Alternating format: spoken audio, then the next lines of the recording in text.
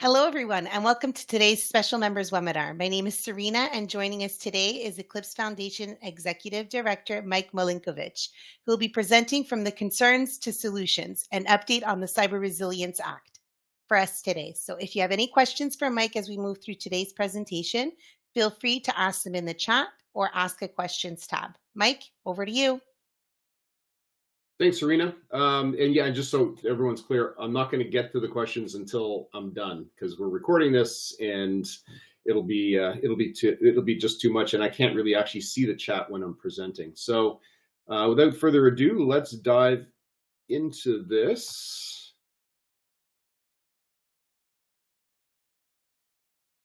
That should be coming up now. So thanks everybody for joining us. Really appreciate it.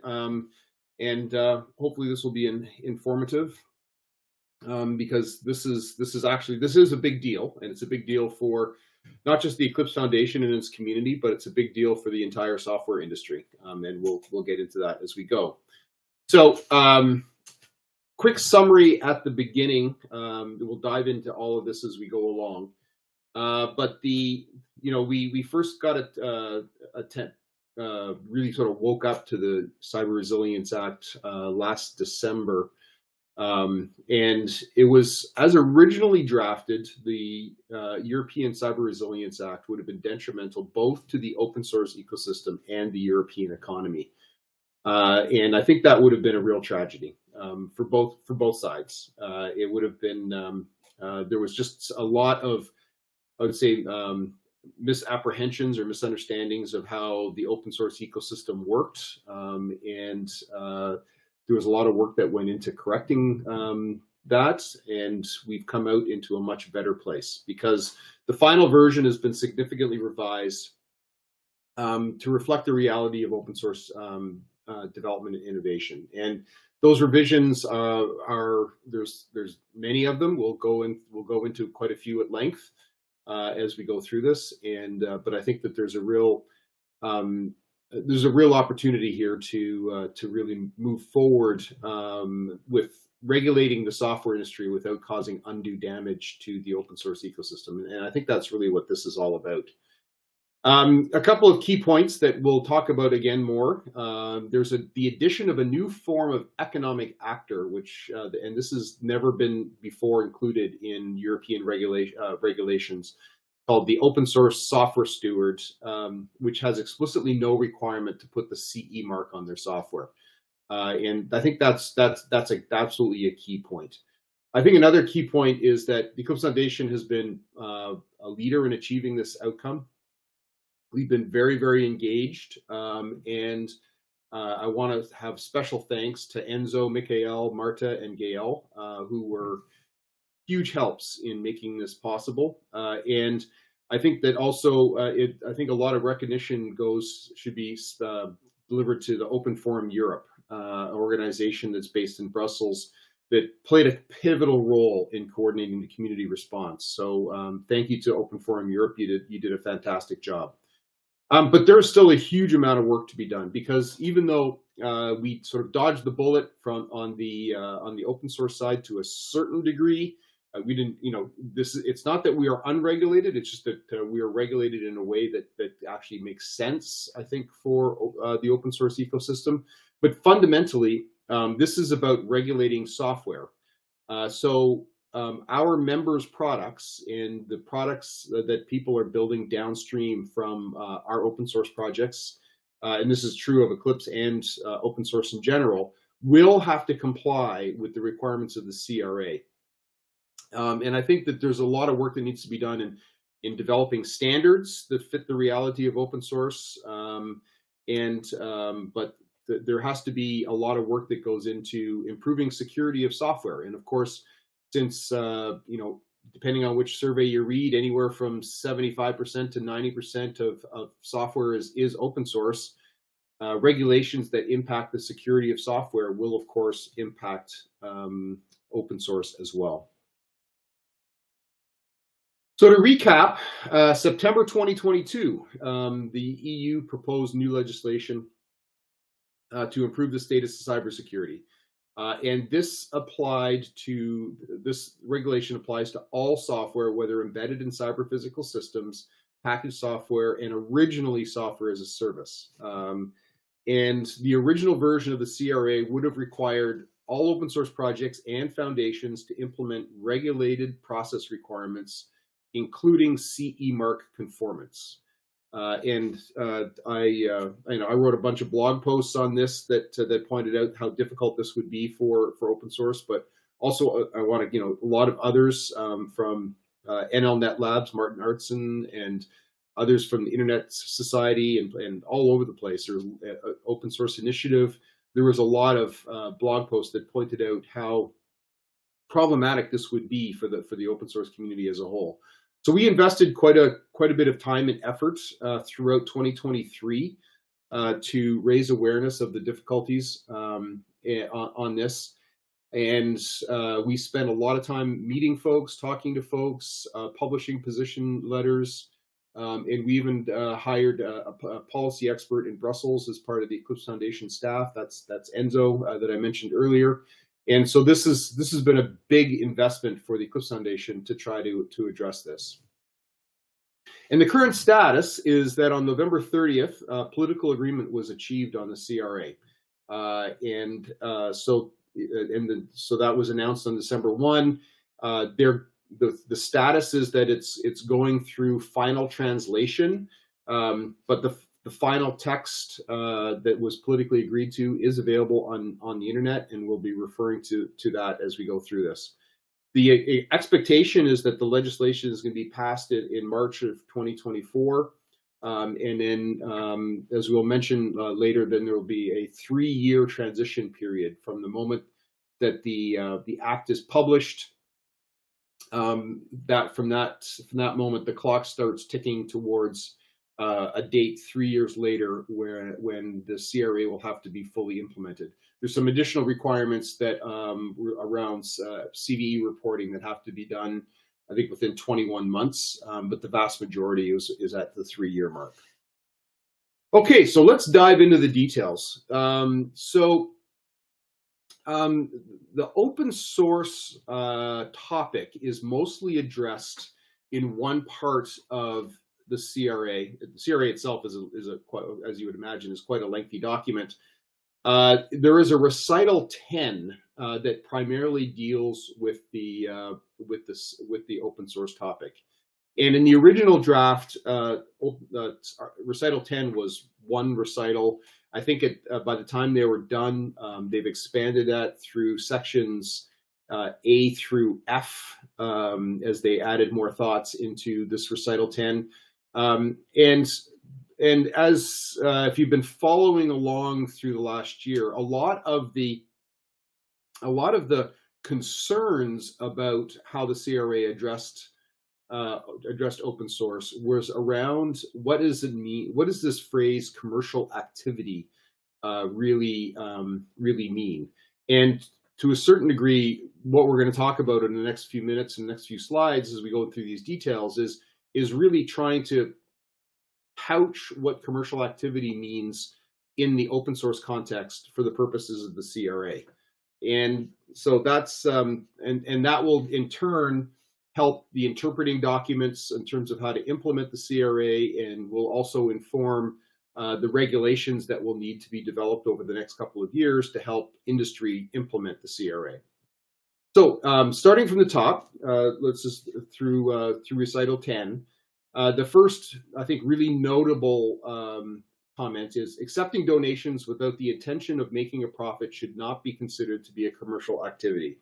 And so that's one important caveat, so that organizations, like the Eclipse Foundation, like the Apache Software Foundation, and many others, that simply the act of taking donations or some form of non-profit making contribution should not be considered a commercial activity. Then the next one is really sort of defining what they mean by free and open source software, and one of the concerns that we had with the original draft of the CRA is that it could have been read in such a way as causing issues for contributions to open source. And in particular, we were concerned that, when in the case of the Eclipse Foundation, we deal with a lot of large conservative companies that are contributing to open source. Think of the Bosches and the Mercedes of the world.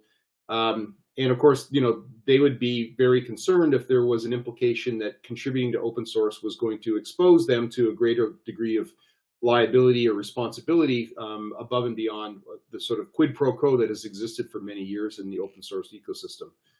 So two important things here is the mere circumstances under which the product has been developed or how the development has been financed should not be taken into account when determining the commercial or non-commercial nature of the activity.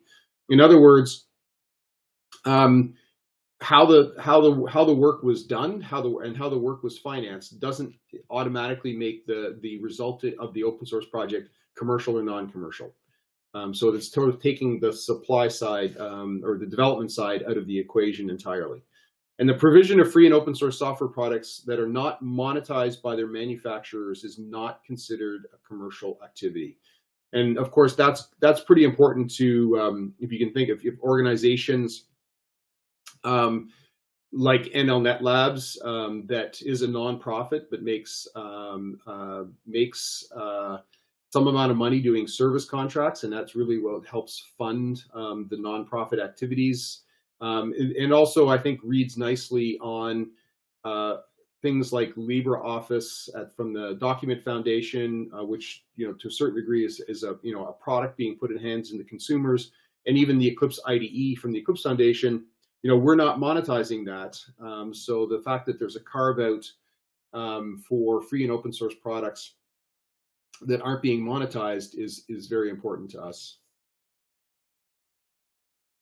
Okay, so continuing to move on, the next big thing in 10C, so the mere, again, helping protect contributions. The mere fact that an open source software product receives financial support by manufacturers or that manufacturers contribute should not in itself determine that the activity is of a commercial nature. Again, that's an important qualification to help protect corporate contributions to open source projects. We think this is a big win for protecting those contributions. In addition, the mere presence of regular releases in itself does not lead to the conclusion is supplied in the commercial activity.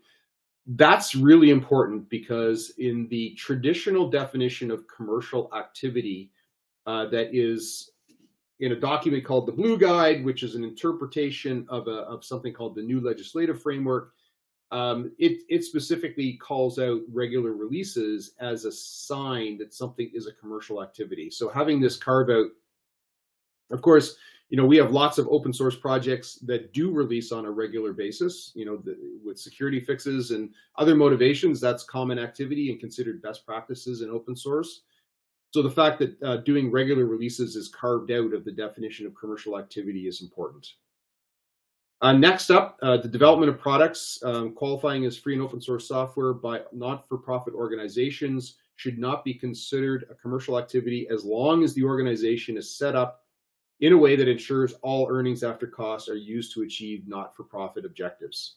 So that's of course, that's a great description of the Eclipse Foundation itself and many others like us. So the fact that we are set up as a not-for-profit and that we are involved in the development of these kinds of products is a great carve-out. This regulation does not apply to natural or legal persons who contribute source code to free and open source products that are not under their responsibility. And again, I think that's a really important and very specific carve-out for contributions. And of course, contributions are the lifeblood of any open source project or any open source community. And again, having protections to ensure that contributions does not come with any additional responsibility or liability, I think is key. So legal persons that provide support on a sustained basis for the development of of products qualifying as free and open source software, da da da da da, are defined as open source software stewards and should be subject to a light touch and tailor-made regulatory regime. So this is, I mentioned this in the executive summary because I think this is one of the most interesting and helpful, I think, definitions that is added to the final version of the CRA. And for the first time that I'm aware of in the government, any government regulation around the world, this is actually carving out a legal role for open source foundations, and the promise of a light touch and tailor-made regulatory regime. Now, of course, the interesting thing is that this light touch and tailor-made regulatory regime is not defined as yet, and so you'll see as we get later on about work that has to happen in the future over the next couple of years as the CRA is turned into reality, making sure that this to be determined regulatory regime actually meets the requirements and fits well with what open source foundations do is going to be a really important objective, and something that we at the Eclipse Foundation fully intend to invest a lot of time and energy in. And in going forward, given that the light touch and tailor-made regulatory regime is not going to fix open source software stewards to the same obligations, they should not be able to affix the CE marking to products with digital elements.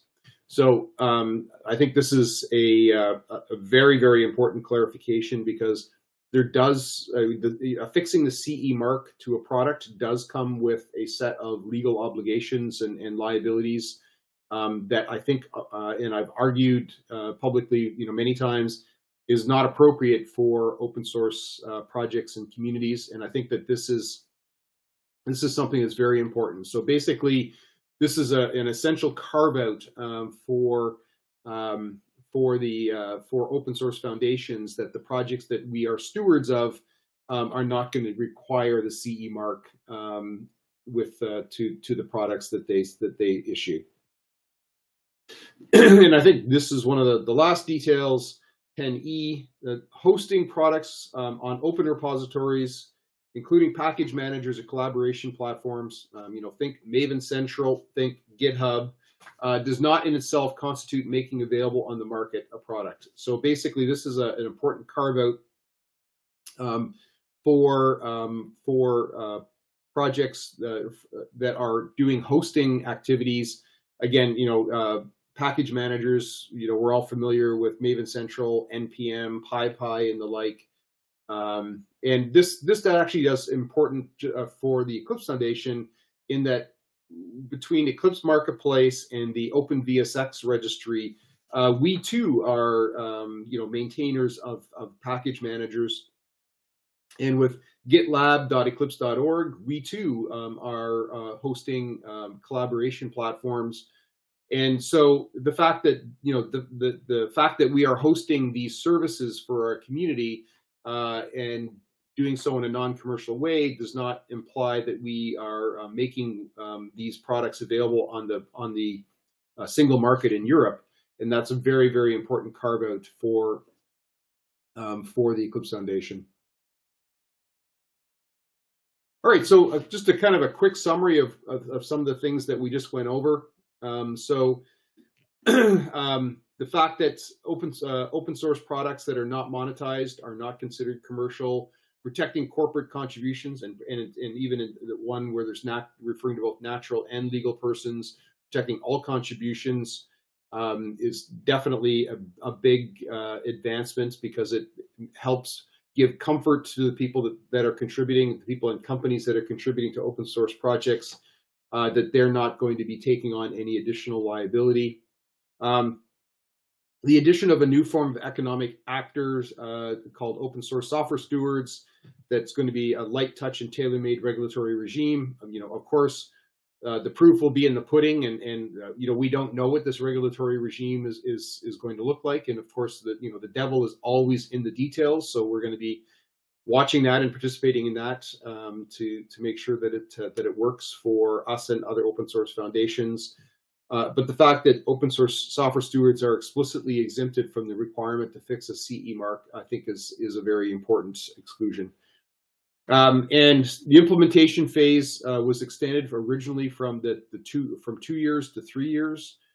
So roughly we should be mentally thinking that this is going to be coming into full force and effect in March of 2027. So we have a few years to work this out. However, 3 years might seem like a long time. It is not going to be a long time. Amongst other things, there are numerous standards that are going to have to be developed. There's this regulatory regime for open source software stewards that needs to be developed. There is going to be an enormous amount of work that goes into being ready for March 2027. And those things that I'm talking about are really just sort of the impact on open source. Let's remember that for any commercial entity that's bringing a product forward in the European single market is going to be required to have full CE mark conformance and meeting all of the requirements for secure by design and secure lifecycle. 3 years is going to go by very, very quickly. So generally speaking, community reactions have been positive. Open Forum Europe, I published a blog on behalf of the Eclipse Foundation. The Open Source Business Alliance in Germany published something in German, and then a couple of other blog posts. Generally speaking, I would say the reactions have been positive. And I think it's, there's still, like I said, lots of work to do, and there's still some uncertainty around what exactly these regulatory regimes are going to look like and what the standards are going to look like. But I do think that the final version of the CRA unequivocally ended up in a better place than where we started, and so I think that's something that we can thank ourselves for the work that we put into helping educate the Commission and other policymakers around these topics, but also the fact that we were listened to. Next steps. So I would say that the CRA is no longer an existential threat to open source, which I do believe the original version was, but it's important to keep in mind that this is a major regulation of the software industry, and that's a huge deal. The software industry has been unregulated through its entire, depending on when you want to start, in the 50s or 60s, we're talking 60, 70 years of an industry that's been unregulated. There's been portions that have been regulated. If you're building functionally safe software for automobiles or aerospace, there's regulations that apply. But in terms of commercial software in general, and certainly in terms of the commercial software that we deliver to consumers in consumer electronic devices, I'll think everything from stereos to TVs to webcams, that software has not been typically regulated in the past, and now it's going to be regulated. We believe at the Eclipse Foundation that we have both an opportunity and a responsibility to deliver member value in processes and programs to help our members and our downstream adopters deliver CRA conformance products based on Eclipse open source projects. And that's something that I and the Eclipse Foundation staff and I'm appealing to all of our members to engage and support us in this. We have to figure this out together. Again, most software products these days are, depending on which study you read, 75 to 95% open source, and we're only going to be able to meet the requirements of this new regulation if we work together. I think that there's an opportunity here to save a lot of extra work and be much more efficient if we do a lot of the security work upstream in the open source projects in a way that is appropriately funded and supported and sustained as opposed to having every company that's commercializing open source repeat all of the compliance steps themselves. We at the Eclipse Foundation fully intend to engage with the European regulators and policymakers to help define this regulatory framework for open source stewards. This is going to be absolutely key. And of course, then there's also development of European harmonized standards. As I understand it, Sensenelec has already been tapped to take the lead on this. In the degree that we possibly can, we want to participate constructively in the development of these standards.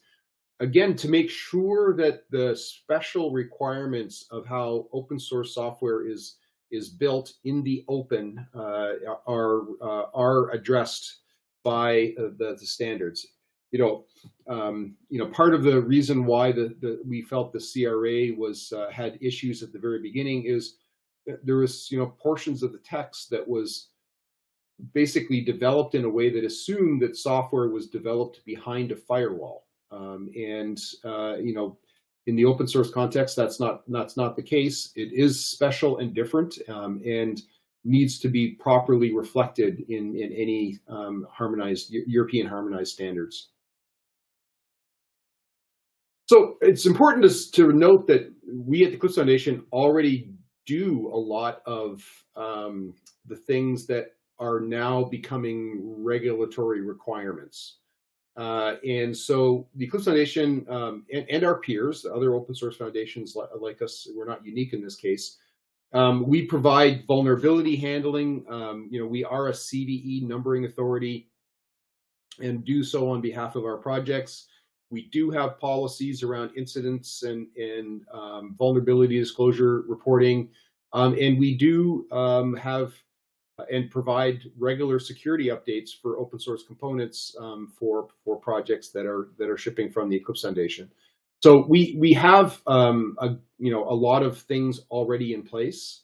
We also already have a head of security, Mikhail Barbaro, and a team of full-time professional staff that are working on improving our security posture.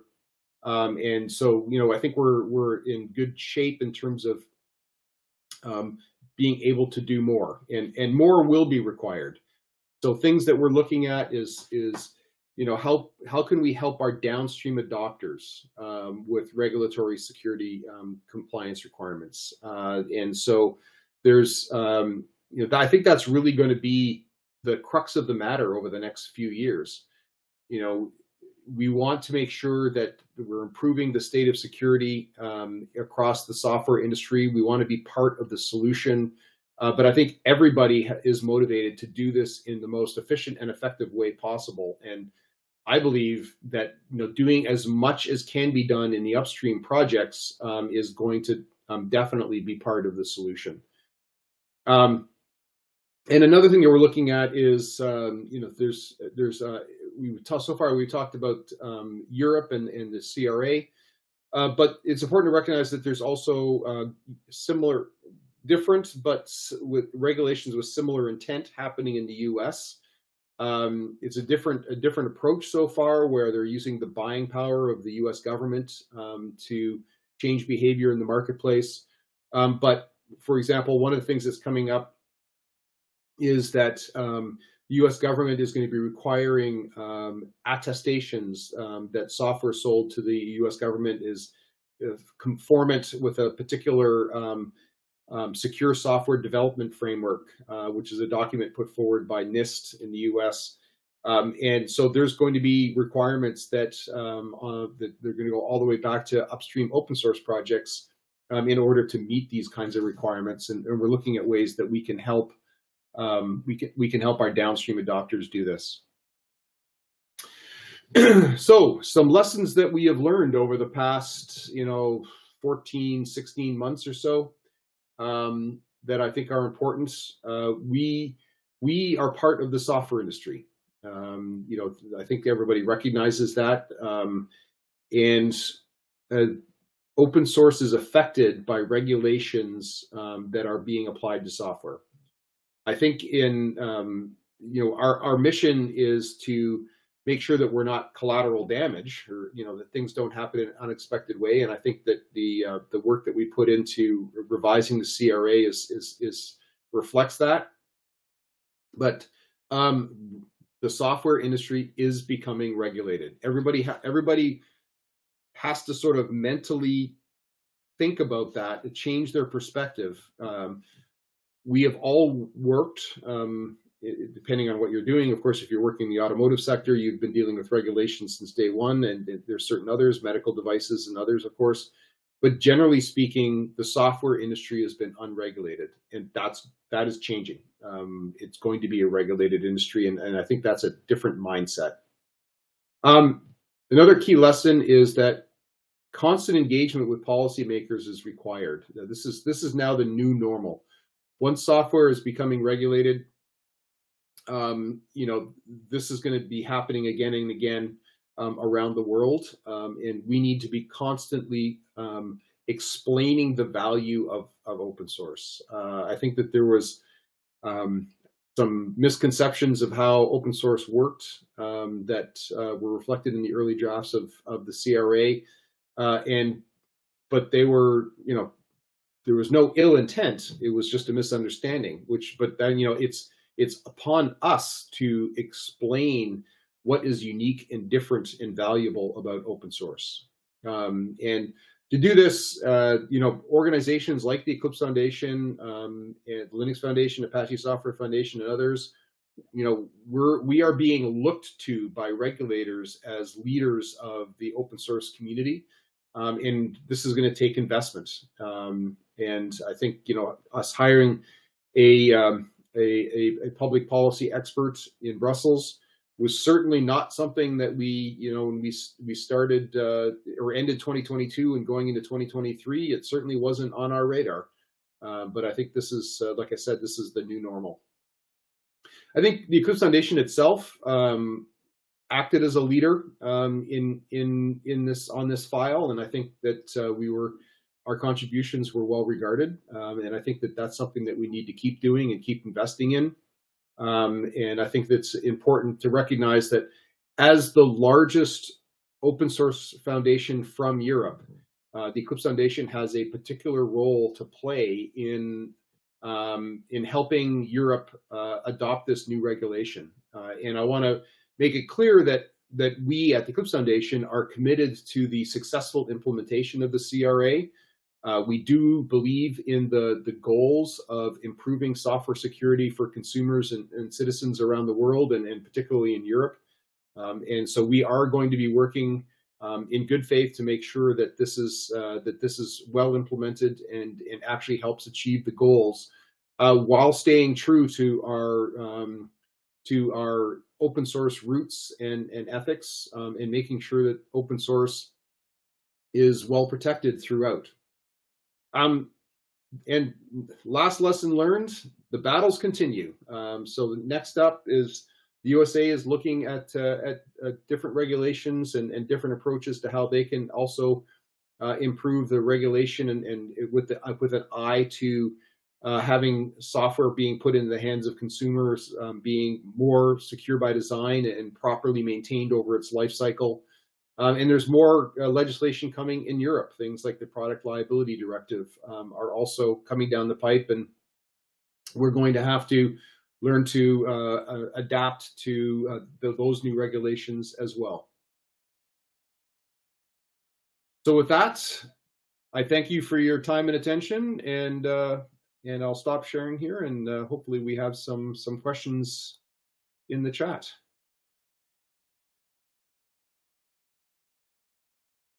Excellent presentation and the quick recap here and update on the CRA.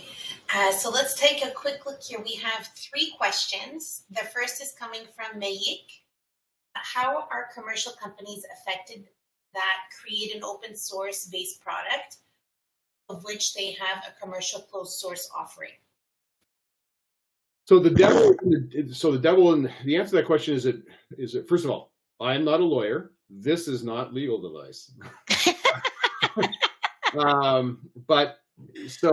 And I can interpret your questions a a couple of different ways. So first off, if you have a single vendor open source project, then odds are you are going to be required to conform to the CRA. So that was a very much an explicit goal of the policymakers in Europe, that if single vendor open source projects are going to be regulated. Now, so think Android. That's definitely going to be regulated. In the case where another interpretation of the question is, you're sort of talking about the open core model, and I think that I'll have to defer that. I think it kind of depends on the exact specifics, but odds are you're going to have to conform to the CRA requirements. So basically, if it's a single vendor project, you are going to be looked at to implement the CRA requirements and put the CE mark on your products. And so I hope that answers the question. But I think I do think that the bottom line is you are going to be required to conform to the CRA. Yeah. Next question is, can you speak German? I know enough German to order a beer. I hope that answers your question, Jean-Marc. Next question is for Matthias, and it's similarly, what about commercial companies implement features on commissional work? Could this lead to a situation where maintainers can make a living wage by offering the CE mark as a commercial product for the open source product? Maybe. The answer, so I think it depends. And I think there's a lot of work to be done in terms of what is this light touch regulatory regime is going to look like. I do think there could be an opportunity for companies to take open source and put the CE mark on it, and then, but only if it works in a way that CE mark is relevant to the downstream adopters. So I think the answer is somewhere in the range of probably, but there's still too much uncertainty in terms of the final interpretation.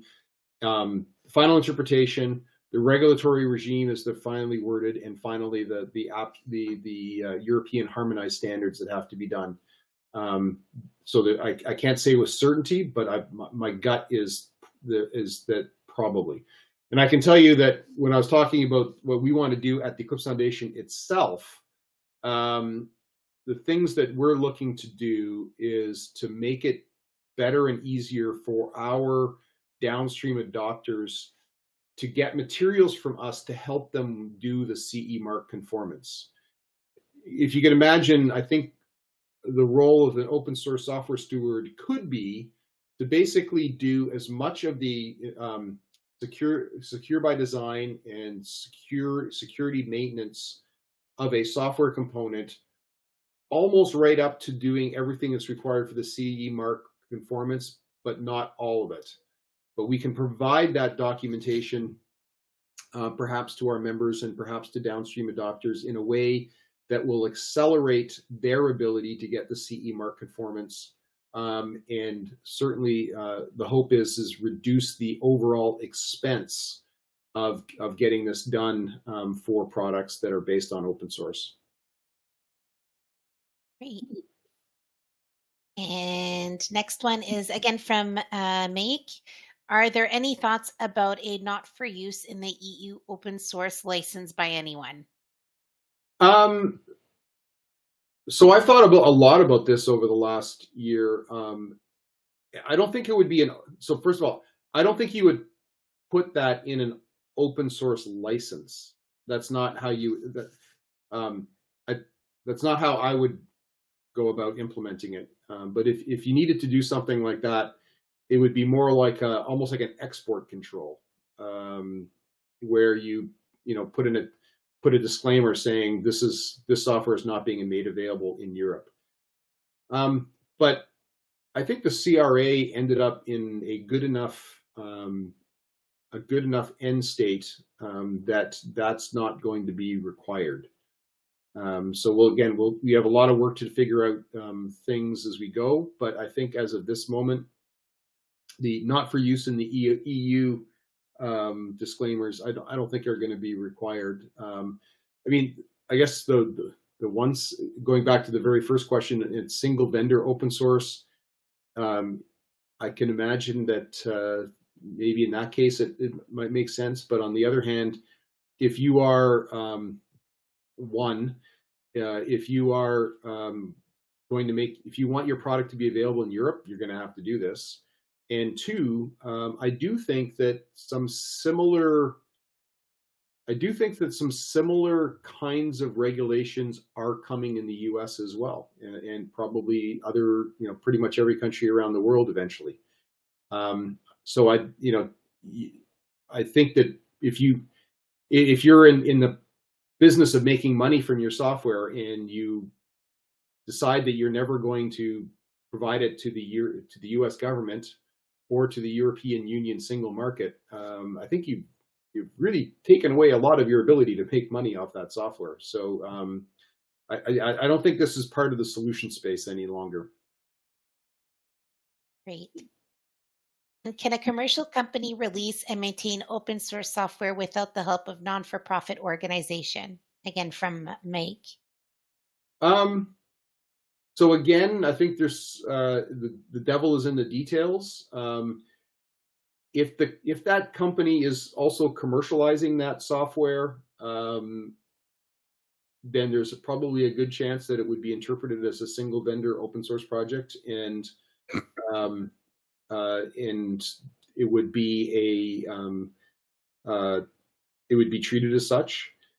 But I think your question, as phrased, actually kind of hits the nail on the head from the perspective of organizations like the Eclipse Foundation, because I believe that as the CRA is written, there's now going to be a significant advantage to bringing your project to an open source software steward, because then it's going to be a lighter touch regulatory regime and a clear non-requirement to put the CE mark.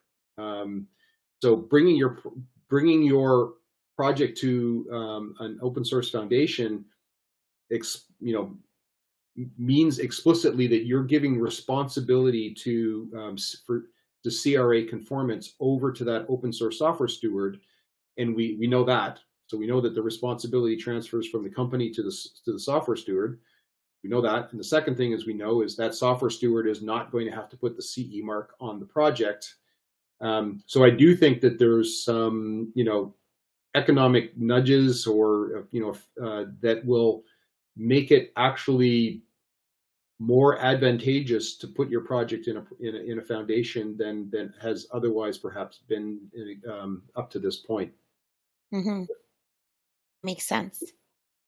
And how is the CE mark granted? Is it a checklist anyone can apply, or do projects need to go for a formal approval with some institutions? Will it require money?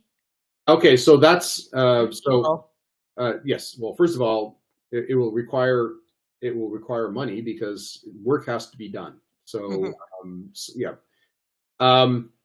so the CE mark is granted in basically one of two ways. And there's a whole set of details in the CRA that I didn't get into as part of this because I was focused on how this applied to open source. But in the CRA, it uses a phrase, products with digital elements. And then it further refines that to refer to critical products with digital elements and highly critical products with digital elements. So a product with a digital element could be the Eclipse IDE. A critical product with digital elements could be, could be Debian, a Linux-based operating system. And a highly critical product with digital elements could be something like Azure RTOS, which is like a real-time operating system with a bunch of safety certifications and is used in functionally safe, in applications which have functional safety requirements. And the way that the CRA is worded is, if you are working on a product with a baseline product, we call it a product with digital elements, there is a lengthy set of checklists in the CRA annexes that you have to conform to, and then you can self-attest and get the CE mark for that product. If it is a critical product or a highly critical product with digital elements, in addition to doing all of that, you will also have to engage with an external auditor, something called a notifying body, who will audit your processes and your procedures and your documentation, and then give you an audit letter that will allow you to fix the CE mark. And of course, that's going to take money. So when I talked about the fact that the software industry is going to become regulated, and it wasn't regulated before, that's sort of exactly what I'm talking about. I mean, we have this situation where for a whole suite of products, and I highly encourage you to go and read the annexes and see, the lists of what they call critical and highly critical products for yourself, and kind of see where you fit. But for products that fit into those categories, you are going to have to engage with an external auditor, and of course pay them to audit your security practices before you can put the CE mark on your product and make it available in Europe. Yeah. Perfect. And we have Edge Corkin. So what are the implications for not government open source projects, i.e. me creating a GitHub organization and publishing something there? Does this increase impact the importance and power of the foundation, like Eclipse Foundation, Linux Foundation, etc.? So again, I am not a lawyer. This is not legal advice, but my reading of the CRA as it currently is set up is that if you're an open source developer and you go create a GitHub organization and you throw some code out there, as an individual, with no intent to monetize that, then the CRA doesn't apply to you. It's if you form a company around it and can you control that repo in the form of a company and you're building a business around it, then yeah, for all extensive purposes, you're going to be required to conform with the CRA. And I think a lot of it has to do with this, with the business model that goes into how you're supporting and sustaining this. I do think that there is going to be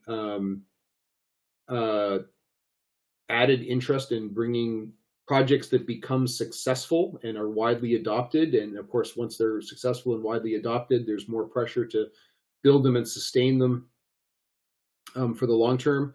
I think that there could well be, lots more interest in bringing those projects to open source foundations than there has been in the past. But my read of the CRA is if you're just, you're a developer and you're throwing some code onto GitHub and you're just doing it for love of the code and so on, and sharing code with your friends and colleagues, but you don't intend to monetize it, then I don't think as of this moment, I don't think this applies to you. Perfect. And does the CRA also apply to old open source projects? Can we expect a huge purge of old projects from public repositories? So I think, I don't think it's old versus new. It's whether it's being used in commercial products and whether it's being monetized and how it's being monetized. So yes, there is no a clause in the CRA that says that it's only about the new stuff. The old stuff doesn't apply. It's all about whether or not it's being made available in the European single market. And so, but again, I don't think we have several years to figure this out.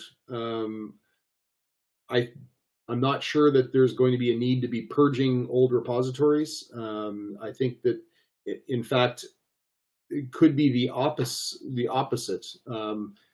One of the things that I'm cautiously optimistic about, and only time will tell whether my optimism is warranted, but one thing I'm cautiously optimistic about is this notion that one thing we've all been struggling with in the open source community and ecosystem for many years is that we have a lot of users, a lot of adopters, who we never hear from. They never give anything back. There's no motivation for them to do anything other than just take your software and use it and not contribute in any way, whether monetarily or with human resources to help support the sustainability of a project. There is at least the chance that the way that the CRA could unfold is that the downstream adopters of open source projects are going to have an economic motivation to invest in the sustainability of upstream projects in ways that they have never had before. Again, only time will tell whether this is the way it's going to work out. But it does seem to me that if you have a regulatory requirement and you're using a particular open source project in your product, that if you now have a regulatory requirement that if you're going to keep shipping that product in Europe and down the road, I suspect, or sell that product to the U.S. government, you are going to have legal requirements to be able to support that open source code in your product for the lifetime of the product that you didn't previously have. And in that regime, it might make sense for companies to spend a little bit more time and care and effort on the sustainability of upstream projects than they have in the past. Just a couple more to go. Questions are the best part. Keep them coming. Hi, all. Thanks for sharing the link to the text of the Act. I didn't have the opportunity to read through the whole text, but how you attach a CE mark to SW and who is responsible to do so? And would an OEM or the marketplace not task their suppliers of SW, included FOSS, to prove CRA conformance? I'm going to post this. It's actually, I can see it in the chat. So okay. So there's a lot to unpack there. Thank you, Carol. So first of all, how do you attach CE mark to a product? To software. Basically you have to publish it with your software. It would be in the repository, but if you read, I can't remember which annex, one of the later annexes, there's actually like a template document that an officer of the manufacturer of the component needs to sign. So that was one of the things I was really concerned about is if the Eclipse Foundation publishes several hundred software releases a year, we would have had them in one way or another signing several hundred of these CE mark forms a year. Just doing that alone was an incredible administrative burden. So I would say that the answer to your question is in the text of the CRA. There's processes that on how you do it that you would need to follow, and who is responsible to do so. It would be who is responsible to do so is the manufacturer, and there's and of course who the manufacturer is important in terms of determining who has this responsibility. The way that the CRA is currently worded, I would say that it explicitly says that open source software stewards are not manufacturers, and it puts the burden of doing the CE mark conformance to the downstream commercializing entities. And in the case of, and when you said you use from terms like OEM, I'm thinking you might be coming from an automotive background. Yeah, I mean, yeah, I would say that, if Bosch is providing a brake assembly to Mercedes, um, I would expect that, yes, Mercedes would require Bosch to put the CE mark on the software for that brake assembly. This, and that, I think that is exactly how it's going to work. But in the end, if Mercedes writes all of the software that's going into the head unit for a model, they in turn are going to have to they're going to be required to put the CE mark on the software that they wrote that went into the automobile. So I think, yeah, this is going to impact supply chains as well as the final manufacturers, and I think also the product liability directive is heading in a similar direction. And by the way, I should mention, and Deb Bryant just mentioned this in the comments as well.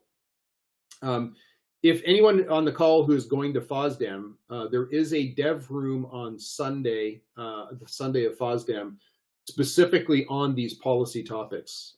So I do highly encourage you to, if you're going to FOSDEM and you're interested in these topics, do attend that dev room. You can find it on the FOSDEM website. And there are going to be some policymakers from in the room. So I think that it's a good opportunity to listen to the people that are working on these topics directly, and hopefully have an opportunity to ask them questions directly. Amazing. Right. So let's see here. Assuming that there are circumstances that the CRA applies to the open source project, does that mean that the CE mark must be provided for free, or could there be a clause that the software cannot be used without obtaining the CE mark?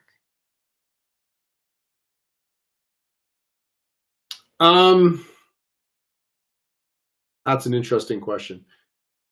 I think the short answer is I'm not sure. I wouldn't want to steer somebody the wrong way. What I will say is, if you've put yourself into a situation where you have to put the CE mark on something and you're not making any money off of it, you should figure out how to do that. That's good. That's good advice.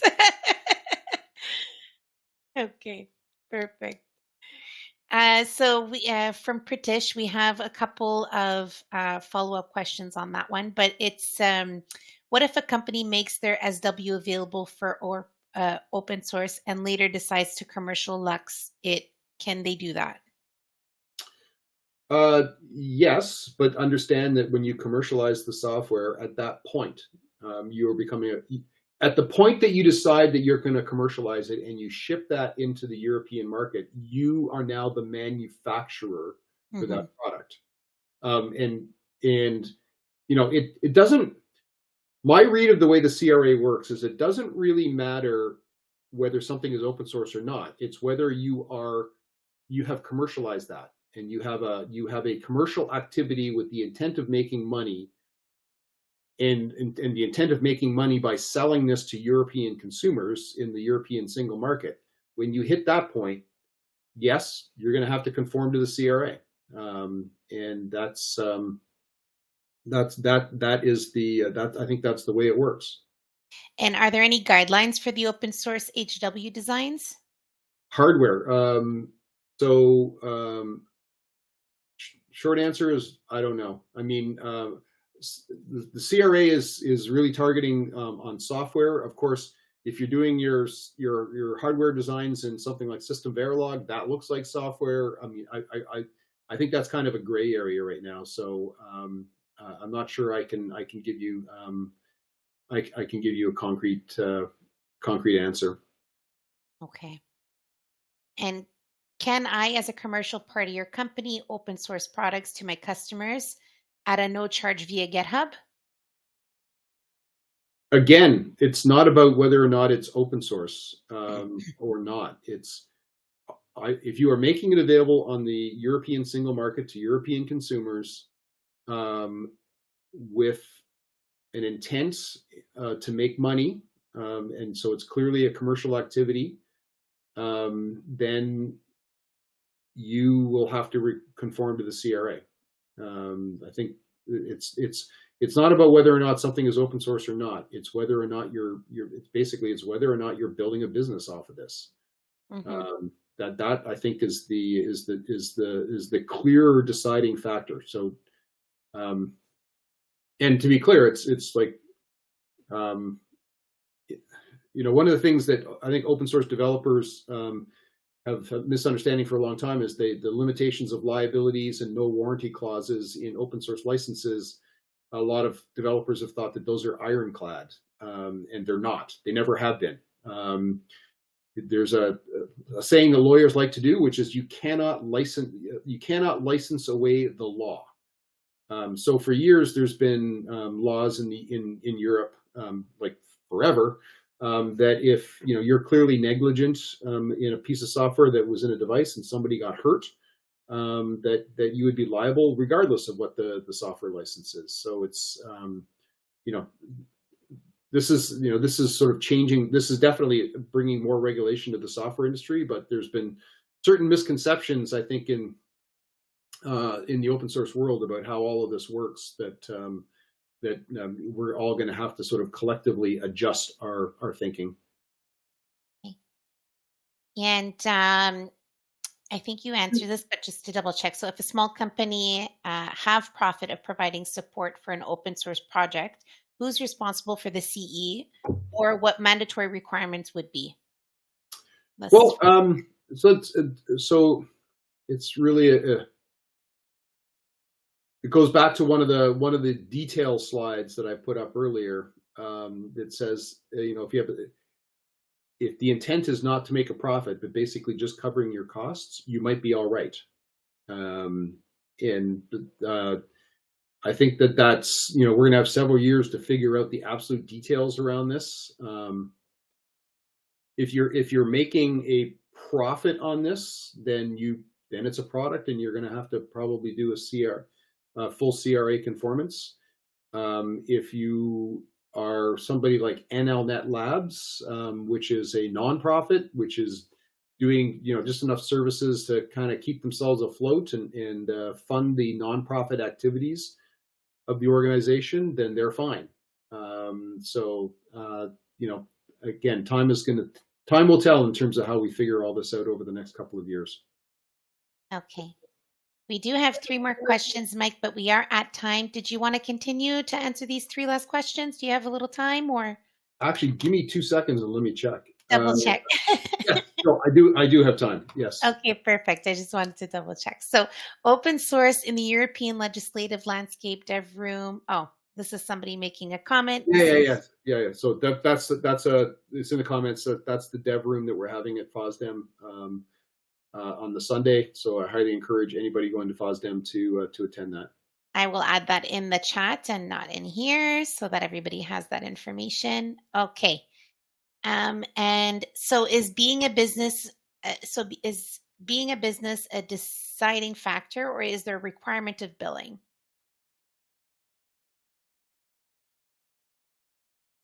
Oh, good. Everybody's going for all the corner cases. I don't know. I'm not a lawyer. Is the short answer. I believe, again, what I'll say is if it's a commercial activity, if you are making money off of it, if it walks and talks like a product or a service that you're monetizing, then you probably have to conform with the CRA. If the above are not true, then you probably don't. But there are going to be ever so many details like this that are going to have to be worked out over the next couple of years. Yeah, and Dirk added a comment to that at ASF. From ASF is, I would personally describe it more that it triggers when you are placing a product into the European market, i.e. have a reasonable expectation that your code is used by others. Yep. So, yeah, perfect. And then product liability directive is coming in force in 2026, I think before the CRA goes into effect. So does this mean that we have only 2 years to figure out CE marks and not 3? No, I don't think so, because the product liability directive, sorry, it's been a little while since I've read it, but I don't think the product liability directive talks about CE mark at all. So it's sort of an orthogonal concern.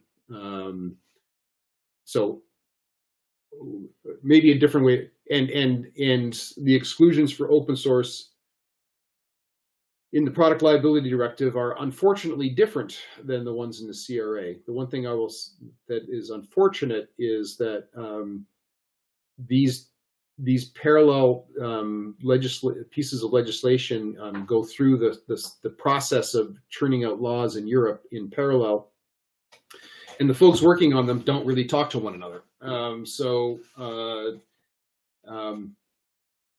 But how about I say this? This conversation is about the CRA. We might have another episode down the road when the PLD is finalized, where we can talk about that. But I think that